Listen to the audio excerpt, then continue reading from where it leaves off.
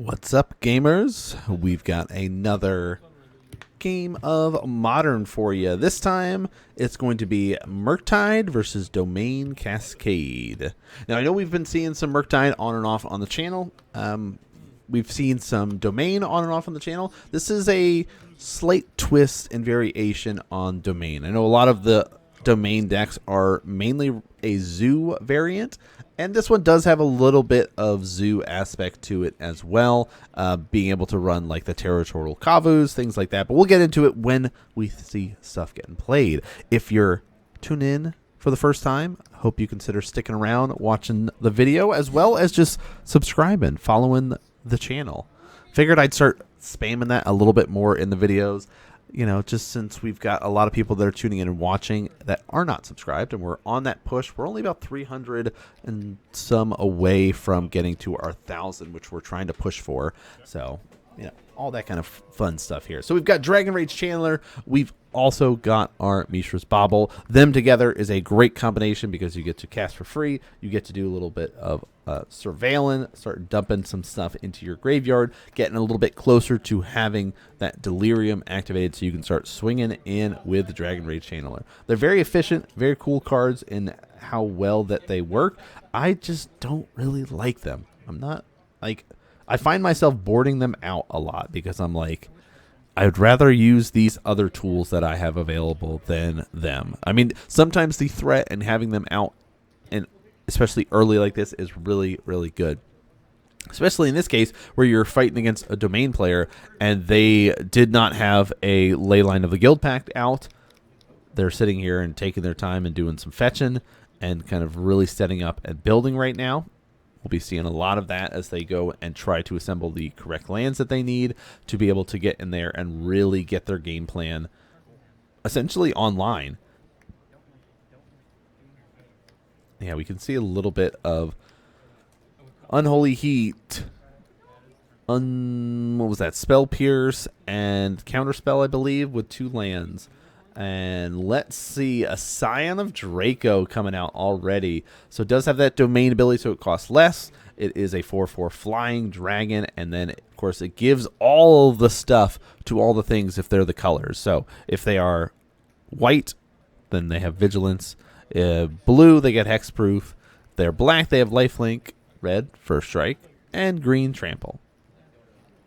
But a 4/4 dragon is nice, so let's get in for 4 damage. Get a clock going. Both of them are kind of sitting in this mode of we're going to try to put some threats out. Murktide player is kind of fine with taking some damage. They're trying to keep themselves in a spot where they can be able to counter things if things get played. Also be able to start kind of blowing up the Scion of Draco once they get that Domain up and running. That is one of the things. Is Unholy Heat is great, but you cannot actually deal the 6 damage you need to unless you have Delirium going. So we see a Monkey Dash coming in here. Here's a Leyline Binding.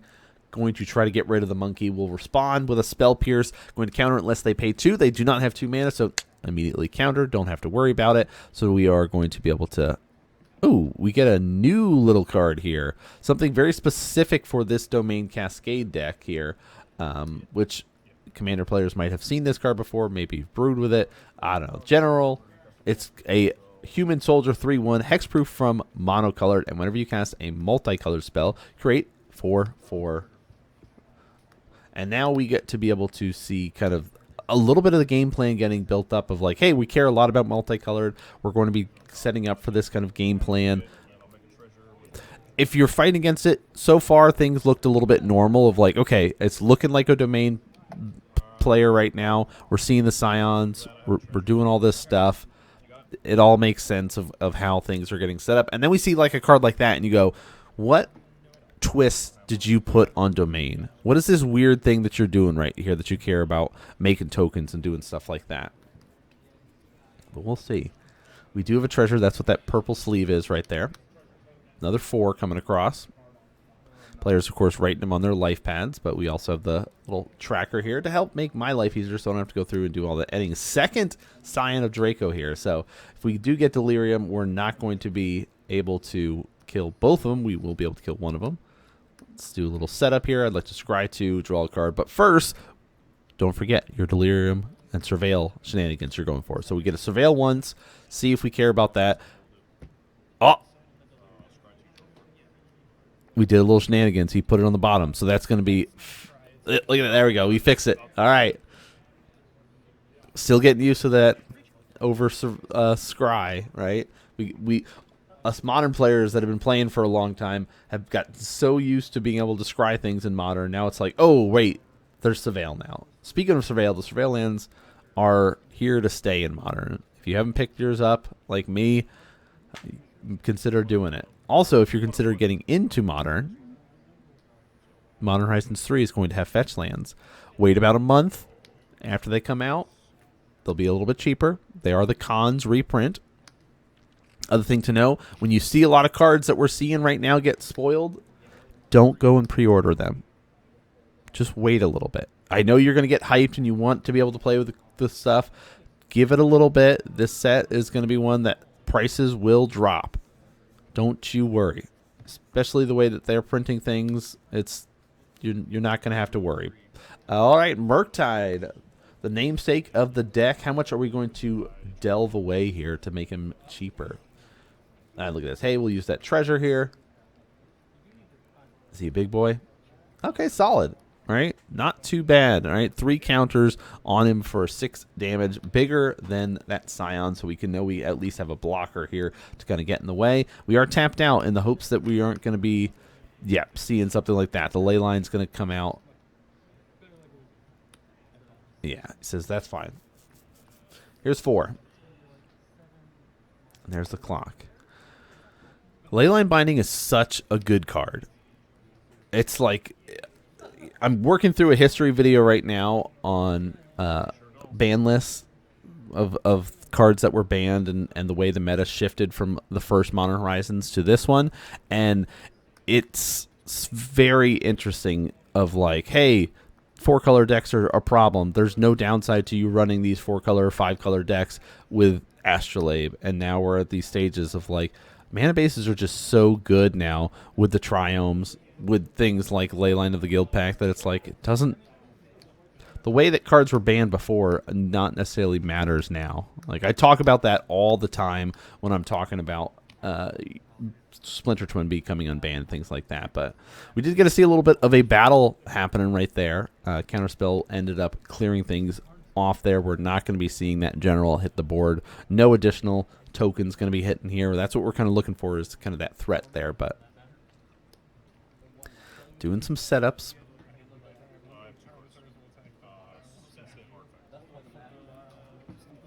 Players are just going to discuss and checking what is there in the graveyard, what things are looking like. So we say, hey, let's go boom, boom, boom. Here's 4 coming at you. Let's see, can I stop you here? Monkey's coming across. Ragavan going for that 2 damage. Get a treasure. Well, doesn't really help us. We have a blocker available, though. You see the way his hand's set up. Like, we don't have Delirium, right? That's why Dragon Rage did not come in and swing for an attack. We do have a Subtlety. So you could try to flash in the Subtlety, do some blocks, and hope to buy yourself another turn. We'll see what our Cascade player has. They've got another ley line, if they have a bolt, if they have something that can kind of get in the way and stop before declare blockers. So here we go. Flashing in Subtlety. It is a flyer. We're basically just going to try to do some hugging. It says, I'd like to go to blockers. And he said, before blockers, I would like to flash in this Leyline Binding, get rid of it.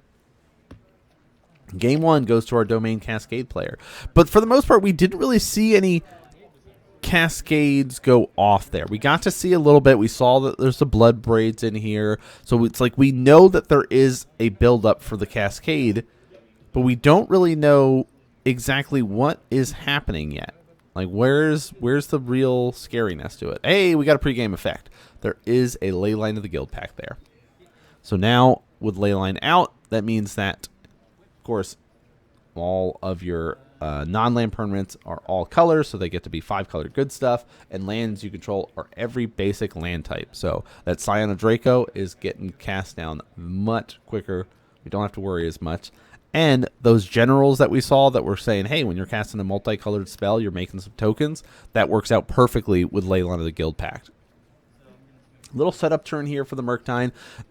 Really, there's so many 1-drops that we can do with the Murktide list. You're able to drop down Ragavan. You're able to do Dragon Rage Channeler. And we've got, of course, our nice setup draw effect there with our Preordained. Some players run Consider as well. That's another option. But, you know, you'd rather see the other ones than Consider. Or at least that's personally how I do it.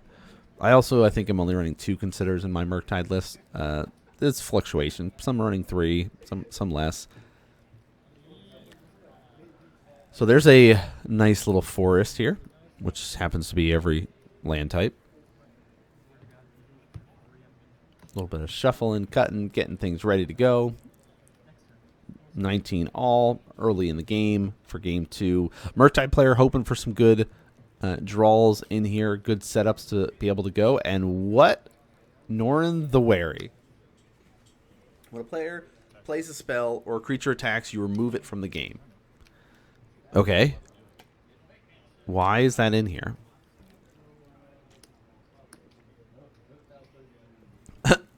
All right.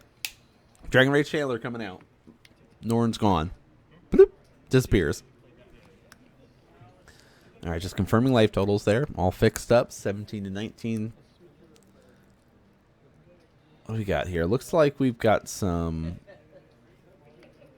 shenanigans in hand.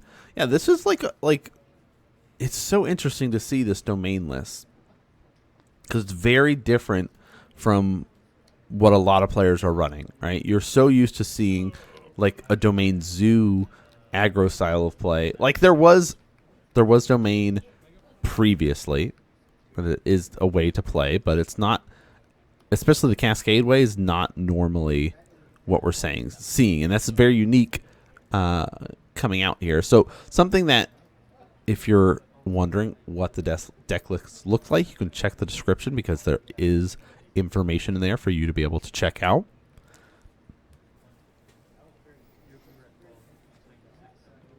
But I'm still curious what is happening with this Norn.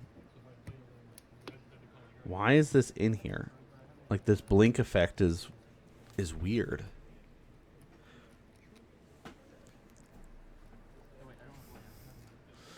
Okay, we've got a counter spell in hand.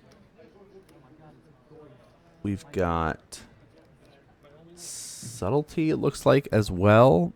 No, solitude, sorry. Subtlety, solitude, you know, one of those free spells that are in our hand.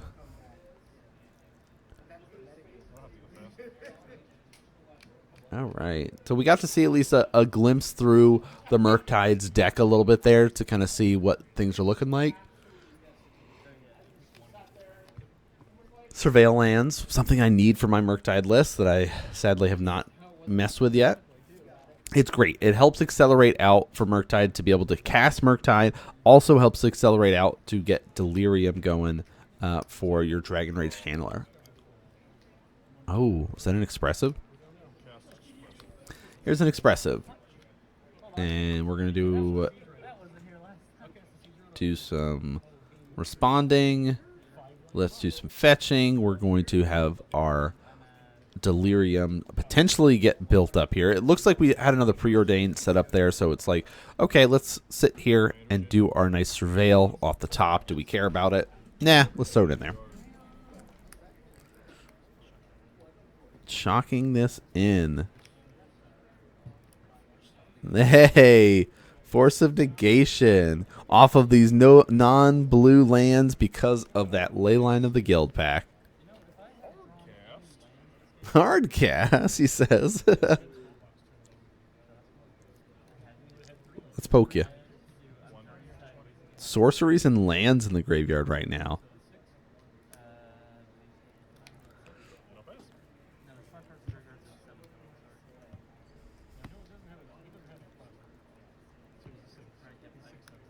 All right, Norn's back.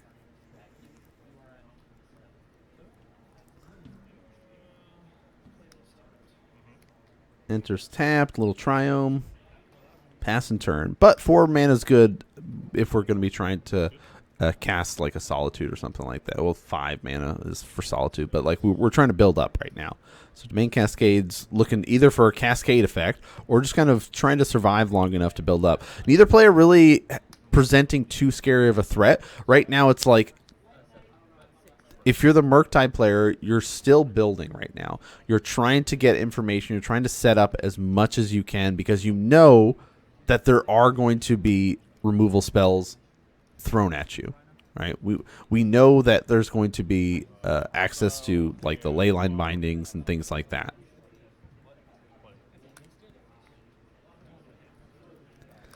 All right, let's just I love being able to do that and sit here and set up with expressive iterations, casting preordains. Like it feels so good right now.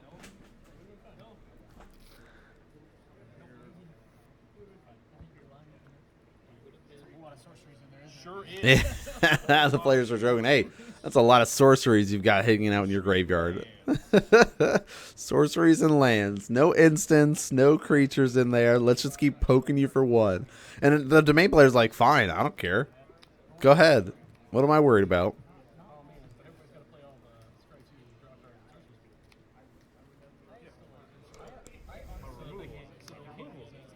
All right. Our little Gobbo friend's back. There's land. Yeah, we've got removal, and it's just like removal and lands versus a 1/1 that we don't like. All right, let's do some fetching. Go find probably another Surveil land here. Oh, no. Steam vents. It's fine.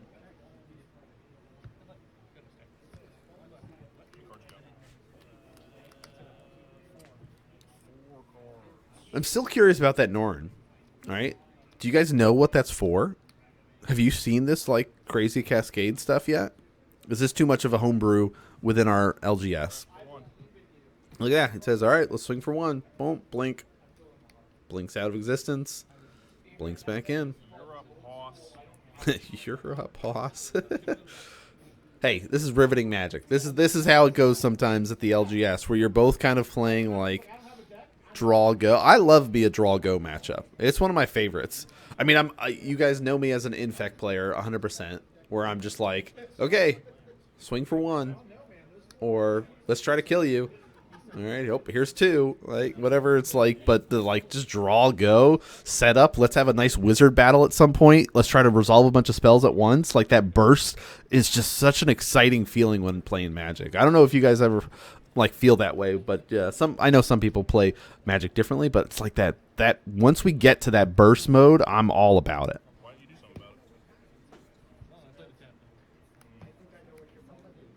All right, let's see what we got here. Boom. Norn back. Another land. Here's the land go. There's... okay. We'd like to attempt to play the general. He's hexproof from monocolor. He's a 3/1. Whenever you cast a multicolored spell, create a 4/4 red-white golem artifact. Subtlety is going to come out, and the owner gets to decide to put it on top or the bottom. So he says, would you rather have it on the top or the bottom? And he says, I think I'd rather just put it on the bottom. That, it's fine, but his hand's full of monocolor. Well, I guess they're multicolored, right? Everything is multicolored because of Leyline, right? Each non-land spell is there. Hey, there's a Leyline binding trying to come out. And we'll see an annul. Now, that's a sideboard card right there. Counter target artifact or enchantment.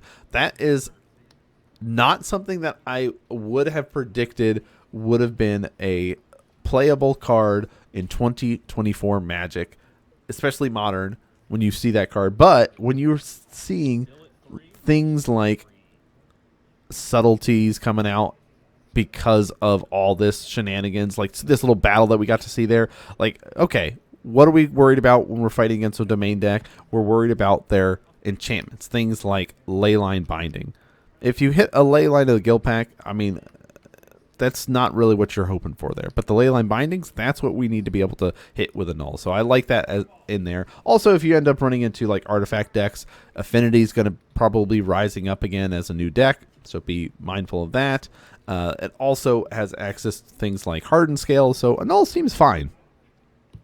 Especially at our LGS, where we do have players, at least 2 players that will run Hardened Scales. One that is kind of tried and true, that's her main deck, and then we've got a couple players that will fluctuate in and out of doing Hardened Scales.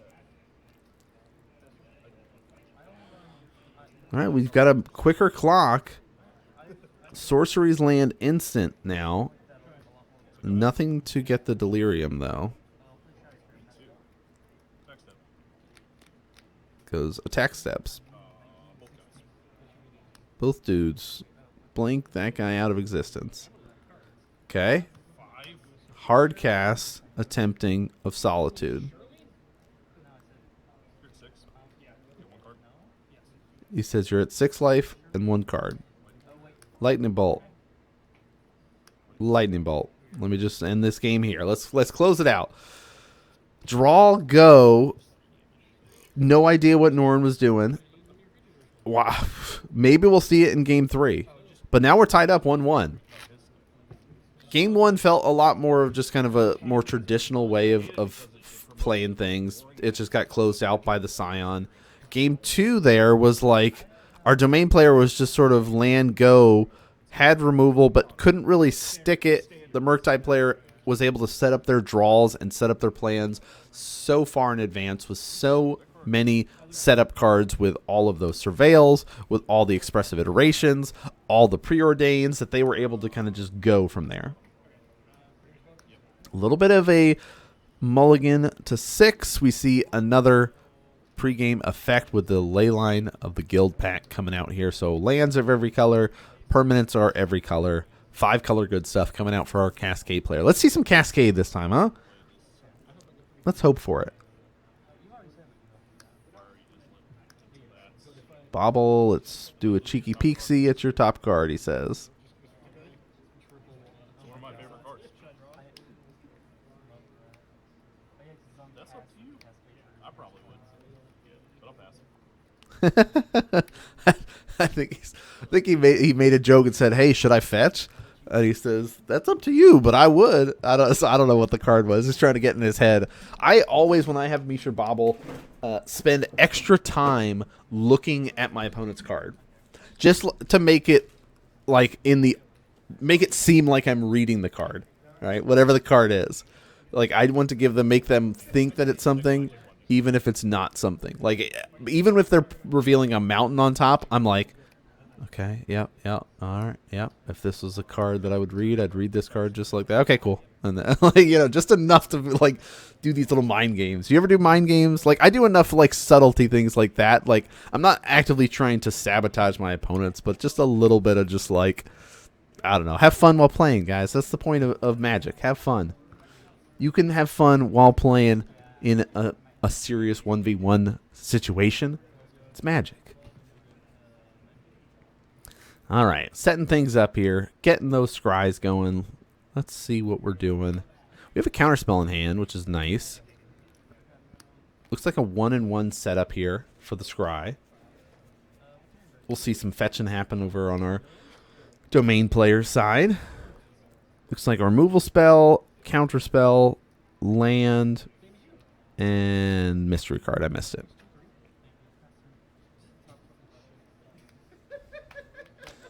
I know some players or some people in chat have complained before about like people shuffling their cards. I don't think I've ever been to a modern tournament where I have not seen people shuffle cards. And I don't know if it's specifically like players making comments about it. It's like it doesn't happen as much at their tables, or maybe it just is more noticeable in the top-down view like this, where you can see players flicking their hands and stuff like that. But I hope, it's Magic again. Who cares? People are going to shuffle their cards. But this video, of course, was recorded a little bit ago. We did talk about, hey, there's going to be some updates to our top-down camera stuff because one of the players at the shop. Rob was able to get a new setup that we're testing out. That's kind of a little bit of a more secure, not as shaky cam, because we've got kind of the single table arm overhead, and now we're going to get a double lock-in setup here for it. So we do get the general out. Now we're going to start seeing potentially some golems.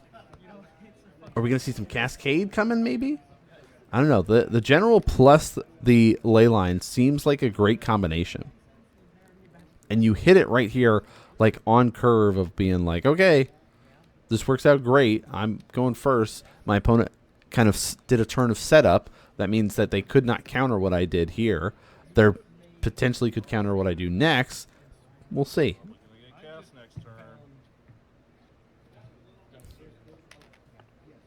And I'm pretty sure the general is also like a trigger on cast, too. Cast triggers. All right, there's land. What do we got? Show me some Cascades. Hey, Bloodbraid Elf. That's some Cascade there. 3-2 with haste. He says Cascade resolves. Then this is, if you're new to Modern or new to dealing with Cascade, you say, yes, show me what you've got. I'm not going to counter the creature because Cascade will still resolve. He says, oh, Satori the Infiltrator. So this is Thunder Junction. This is kind of, I've been hearing players talk about this. It's like, you know, the up the beanstalk. Your goal with this is to be able to draw a bunch of cards, right? Whenever Satoru enters the battlefield, or another non-token creature enters the battlefield under your control, if they were not cast, or no mana was spent to cast them, you draw a card. So we do see boom, boom, boom, cast triggers off of our general here. Let's get some golems out here. So you get those 4/4 red and white golems. We lose out on our draw engine, which sucks, but you know, we got to see a little bit of what's happening here. So Unholy Heat, hey, oh yeah, let's do some shooting. Pew, pew. All right, we have a Murktide in hand. We have an Annul. We have an Unholy Heat. So we're in this rough spot where we just like, we cannot use Unholy Heat to kill the general. So we can kill off the golems. And yeah, we're going to commit. There we go. Going for the Murktide for the big boy, he says.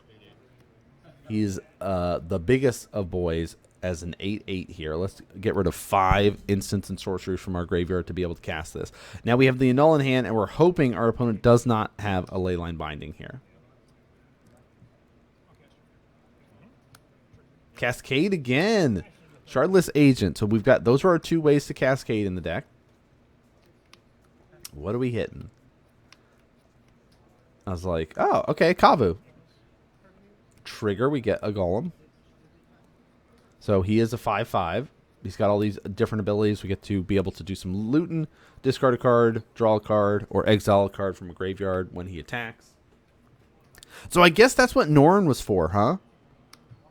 With Satoru, I keep wanting to say Satoru, the Infiltrator, because Norn enters the battlefield, he'll just do that blink, and you just keep drawing cards.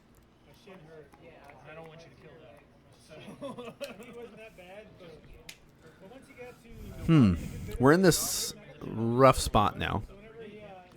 As a Murktide player, you're staring down these things like the general is scary because it's got hexproof from monocolored, and the only removal in the Murktide list, lightning bolts, or our Unholy Heats are monocolored.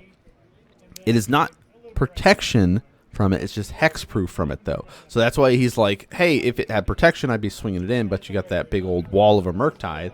And now we're stuck in this weird position where you're like, okay, I got to try to set up here, but eventually you're going to go too wide for me to be able to block through it. Yeah, there's an 8. Let's say, let's go for it. and hope we can set something up here. We have a bolt, so we can try to... We've got to try to survive, right? We're at 13, so we've got, what, 8, 9, 10, 11, 12, 13, 14, 15, 16, 17, 18, 19, 20, 21 damage here. We can shoot one of the things. I mean, we're still taking 8... There's I don't think there's anything we can do here. I think we're dead. Domain Cascade into... Yeah, we got a big Cascade turn at the end here. Like, look at this. Turn everything sideways.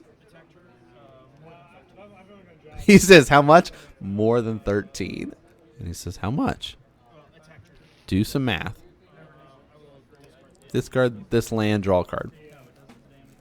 Now let's count them up. So 8, 10, 15, plus 3, 18, plus... All right, there we go. There we go, scooping them up. Okay, that was cool. We got to see a little bit of this stuff. I had heard rumors of players testing out like this Satoru the Infiltrator side of things because it's kind of like up the beanstalk with the draw effect. Not as consistent, not as powerful, and you can remove it much easier than up the beanstalk, hence why up the beanstalk is banned and Satoru is not. Plus it just got printed, but yeah, very cool. We're seeing a little bit of the sideboard cards that some of the players brought in. The Murktide, this is the only downside of the Murktide list is it's scary, it's powerful, you set up so well with it, but there are those points where you go, okay, now I've run out of gas, you've answered my big threat, and now I'm just kind of falling apart and waiting. So, but very cool to see a new twist on things. We're going to start seeing a lot new twists with Modern Horizons 3 coming out. So if you like the games, make sure you subscribe. But that's going to do it for this episode. Thanks so much for tuning in and watching, everybody. And I'll see you all next game.